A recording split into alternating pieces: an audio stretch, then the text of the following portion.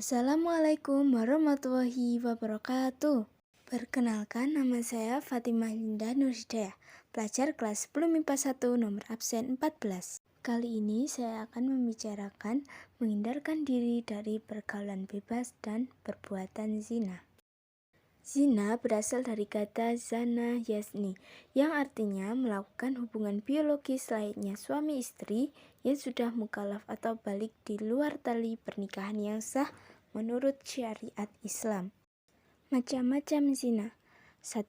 Zina muhsan, yaitu berzina sudah balik, berakal, merdeka, dan sudah pernah menikah. Hukumannya adalah dirajam. 2. Zina ghairu muhsan, yaitu berzina masih lajang dan belum pernah menikah atau pacaran.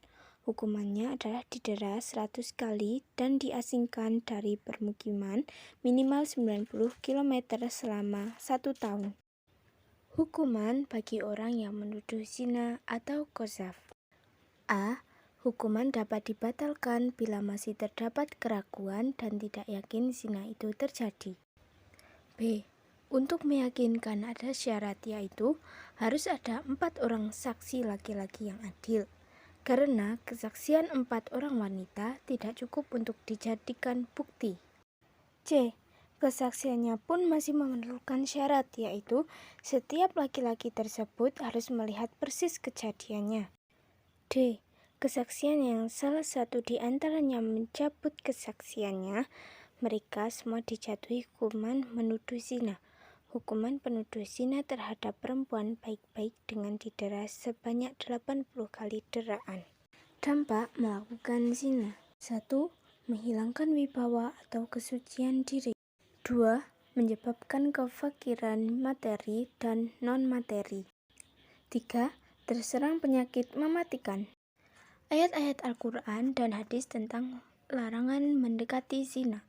Pertama, Quran Surah Al-Isra ayat 32 yang artinya, dan janganlah kamu mendekati zina. Zina itu sungguh suatu perbuatan keji dan suatu jalan yang buruk. Isi kandungan dari Quran Surah Al-Isra ayat 32. 1. Larangan mendekati zina atau perbuatan yang mengarah kepada zina. 2. Zina merupakan perbuatan keji dan suatu jalan yang buruk. 3. Zina merupakan dosa besar yang sangat dilarang Allah. 4. Zina merupakan perbuatan yang merendahkan harkat, martabat, dan kehormatan manusia. Imam Sayyuti dalam kitabnya Al-Jami' Al-Kabir menuliskan 6 dampak negatif bagi pelakunya zina. 2. Quran Surah An-Nur ayat 2 yang artinya, pezina perempuan dan pezina laki-laki deralah masing-masing dari keduanya 100 kali, dan janganlah rasa belas kasihan kepada keduanya mencegah kamu untuk menjalankan agama hukum Allah.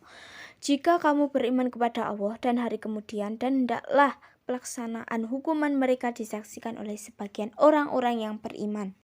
Isi kandungan Quran Surah An-Nur ayat 2. Perintah Allah Subhanahu wa Ta'ala untuk merajam dan mendera pezina muhsan dan ghairu muhsan. B. Orang yang beriman dilarang berbelas kasihan kepada keduanya untuk melaksanakan hukuman Allah. C. Pelaksanaan hukuman tersebut disaksikan oleh sebagian orang-orang yang beriman. Hadis tentang larangan mendekati zina. Barang siapa beriman kepada Allah Subhanahu wa Ta'ala dan hari akhir, maka janganlah berdua-duaan dengan wanita yang tidak bersama mahramnya, karena yang ketiga adalah setan. Hadis riwayat Ahmad.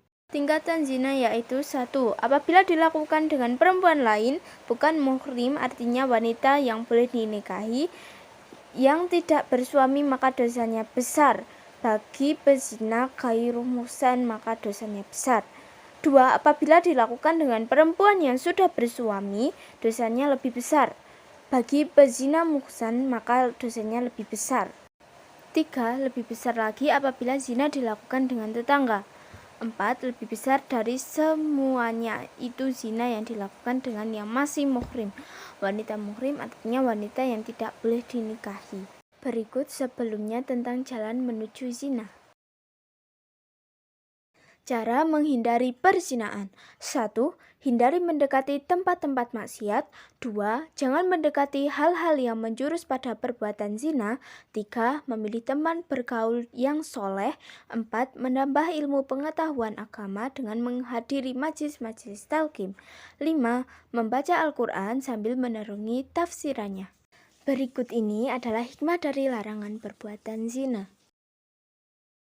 Perilaku yang mencerminkan menghindarkan diri dari pergaulan bebas dan zina. 1. Menjaga pergaulan yang sehat. 2. Menjaga aurat. 3. Menjaga pandangan. 4. Menjaga kehormatan. 5. Meningkatkan aktivitas positif dan rajin berpuasa. Demikian yang dapat saya sampaikan, semoga bermanfaat.